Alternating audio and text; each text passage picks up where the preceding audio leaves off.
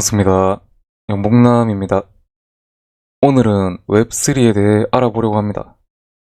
웹3가 스토리지에 국한되는 게 아니라 생각보다 방대하다는 점을 알려드리려고 합니다. 그리고 오늘 영상은 조금 길어질 것 같고 앞으로 메타가 크게 부을 3년 동안을 이 영상 하나로 배워간다 생각하시고 시청하시면은 그렇게 또 긴 시간은 또 아닙니다. 이 웹3 부분에 대해서 정확히 짚고 넘어가지 않으면 돈 벌 기회를 잃어버리는 것이자 시대에 적응하지 못하는 사람이 될 수도 있습니다. 절대 쉽게 넘어가서는 안 될 정보니까 꼭 끝까지 시청하시기 바랍니다. 제발. 정말 괜찮은 자료를 하나 가져와 봤으니까 영상을 끝까지 시청하신다면은 웹3의 개념이 좀 모호했던 분들은 생각보다 이 웹3한 시장이 크게 될 거라는 것을 체감하실 수 있을 겁니다. 기사 제목은 웹3의 세 가지 혁명입니다.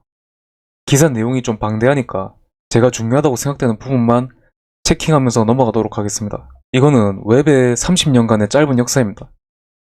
1970년대에 인터넷이 나오고 90년대에 웹이 나오고 그렇게 버전이 하나씩 발달되어 왔습니다. 그리고 이거는 전쟁에 관한 내용입니다. 자, 웹 1. 렉이 좀 많이 걸린 웹 1입니다. 웹 1은 탈중화되어 있고 오픈소스이기 때문에 누구나 자유롭게 구축할 수 있습니다. 그 말은 곧 투명성이 있는 것이죠.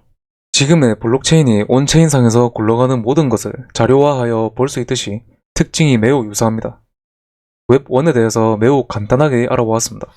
자, 이제는 현재 우리에게 많이 실용화되어 있는 웹 2입니다. 유튜브, 페이스북, 트위터 같은 사이트들은 자신의 웹페이지를 만드는데 매우 편리합니다. 사용자 친화적이게 되는 것이고 큰 인기를 끌게 되는 겁니다. 다만 이 시스템의 문제점은 우리에게 온라인 생활을 쉽게 만들어준 건 팩트지만 원래의 웹과 조금 멀어진 서로 다른 플랫폼으로 사람들이 곳곳에서 자리를 잡아갑니다. 각 플랫폼대로 그냥 벽이 이렇게 쌓여진 셈입니다. 그리고 중앙 집중식 데이터 센터로 점차 지나게 되었습니다.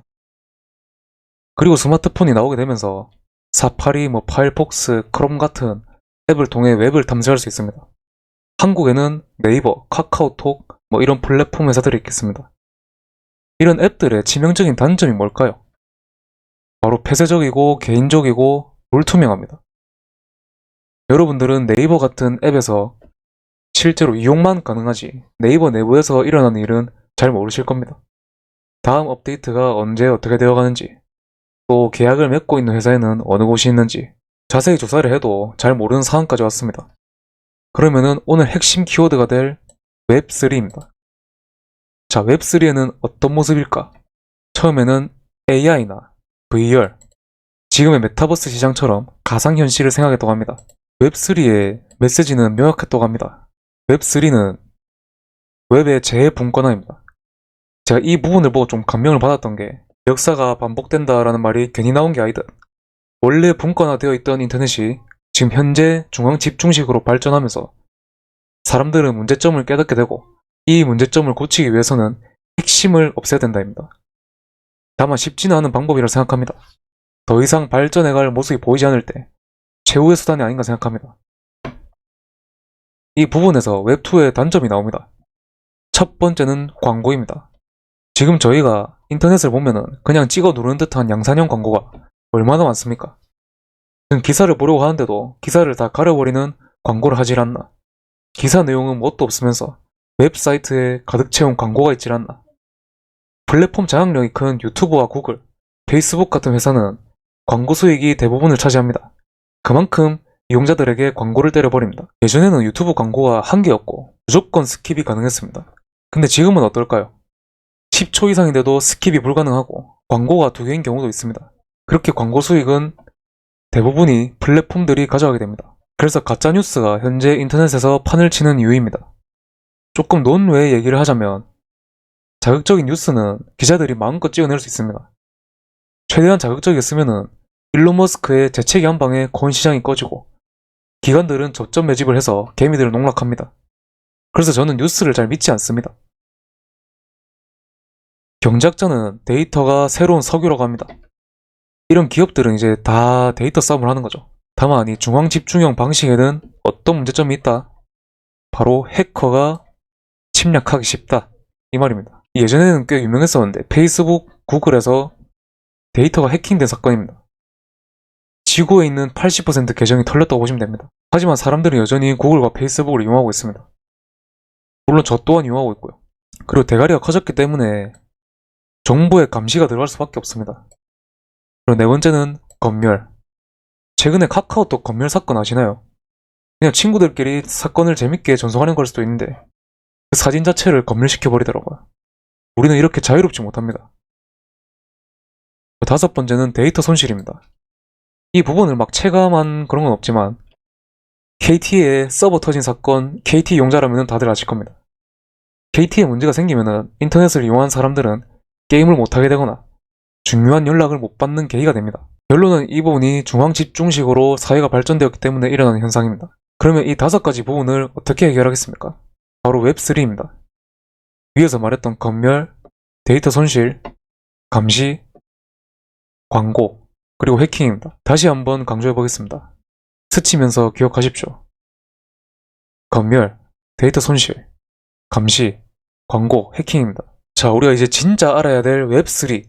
이것은 세계의 변화를 가져옵니다. 돈은 인터넷의 기본이 되며 분산화된 프로그램으로 새로운 기능이 제공되고 보안성이 강화됩니다. 그리고 비트코인 혁명으로 은행이나 증권사 같은 중개자 없이 개인끼리 돈을 쓸 수 있게 되었습니다. 이거는 이제 웹1에서 웹2가 넘어가면서 현 시대의 모습입니다. TV가 유튜브가 되고 뉴스가 트위터가 되고 뭐 이런 거 기타 등등입니다. 이 모든 것은 지역에서 세계화로 느린 걸 빠르게, 비싼 걸 싸게, 적은 사람들에게서 모두에게, 일시적에서 항상으로 이렇게 바뀌게 됩니다. 이 기자가 말하고 싶은 부분은 바로 가치의 부분입니다. 이 부분은 가치를 변화시키지 않았지만 웹3는 가치를 변화시킨다고 합니다. 이거는 그저 정보를 누구에게나 어디든 즉각적으로 바뀌었다면 웹3는 가치를 중점적으로 합니다. 비트코인을 웹 애플리케이션에 추가를 하는 겁니다. 이건 우리들이 사용하는 이 메타마스크 지갑을 어떤 웹3 페이지에 들어가서 지갑을 연결하는 겁니다. 지금 이 모든 게 웹3와 관련된 D 앱들입니다. 정말 방대합니다. 나중에 카테고리별로 코인을 한번 알아볼 예정입니다.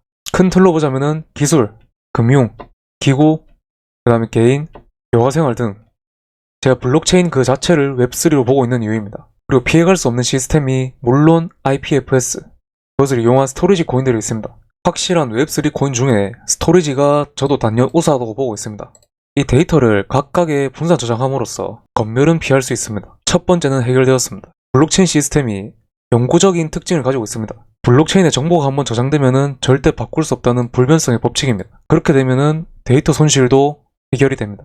현 시대에 우리가 인지하지 못하는 문제점 하나 알려드리겠습니다. 페이스북에 로그인하려면 우리의 정보가 필요하고, 구글에 로그인하려면 우리의 정보가 필요하고, 트위터에 로그인하려면 우리의 정보가 필요합니다. 지금까지 여러분들은 정보 3개가 팔렸습니다. 축하드립니다.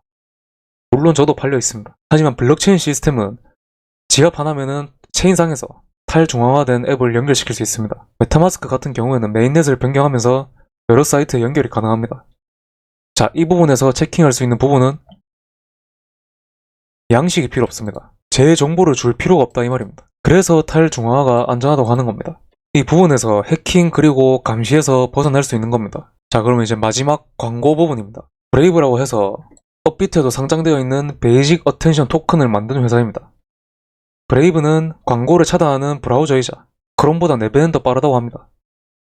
이 브레이브를 사용하면은 유튜브를 볼 때 광고를 차단하여 볼 수 있고 대신 베이직 어텐션 토큰이 필요합니다. 그 베이직 어텐션 토큰을 지불되는 토큰으로 사용해서 광고를 차단시킬 수 있습니다. 사실 제가 이 부분에 대해서는 굳이라는 생각이 들었습니다. 아직까지 베이직 어텐션 토큰에 대해 잘 몰라서 그런지 광고를 차단하는 건 좋으나 결국 광고를 안 보려면은 돈을 내가지고 컨텐츠를 이용하라는 게 뭐가 다른가라고 생각합니다. 만약 영구적인 성향을 띈다면 이건 정말 혁신적이라고 봅니다. 유튜브를 자주 쓰시는 분들이라면 그냥 유튜브 프리미어가 더 괜찮다는 판단입니다. 자, 이렇게 광고 부분은 해결이 되었습니다. 결론입니다. 인간의 역사는 반복된다입니다. 석기 시대에는 탈중앙화적으로 민족이 부족을 이루면서 같이 살았고 군주제가 도입되면서 중앙적인 성격을 띠게 되어 이 시스템의 문제를 느낀 사람은 반란을 일으켜서 다시 재분권화를 시켰습니다. 그리고 민주주의가 도래하면서 투표를 통해 대표들을 선출하게 되어가지고 중앙적인 성격과 탈중앙적인 성격을 둘 다 지니다가 결국 기술의 발달로 인해 거대한 집중 중앙식 방식이 되었습니다. 아까 설명드린 웹1의 탈중앙화, 그리고 웹1이 발전하게 되어 구글, 페이스북, 아마존 같이 다시 중앙화가 되었습니다. 지금은 어떻게 가고 있나요? 바로 웹3입니다.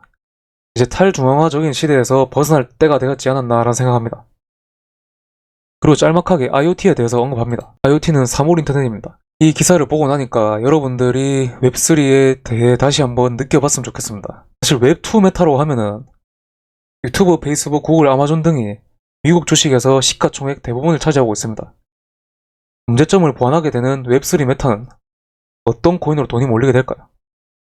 영상에 여러분들의 의견 적어주시면 좋겠습니다.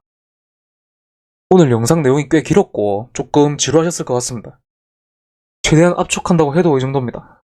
하지만 여러분들은 큰 돈을 벌 기회, 그리고 다가올 미래에 대한 새로운 공부를 했다고 생각하시면은 그 가치는 저는 말로 할 수도 없을 거라고 생각합니다. 이미 웹3를 아는 상태에서 시장에서 접하는 것과 웹3 메타가 오고 나서 시장을 접하는 것은 큰 차이가 있습니다. 메타버스 시장이 크게 코인 시장을 휩쓸고 스토리지 메타가 잠깐 불었던 것처럼 우리는 이제 웹3를 공부했고 미리 준비했습니다.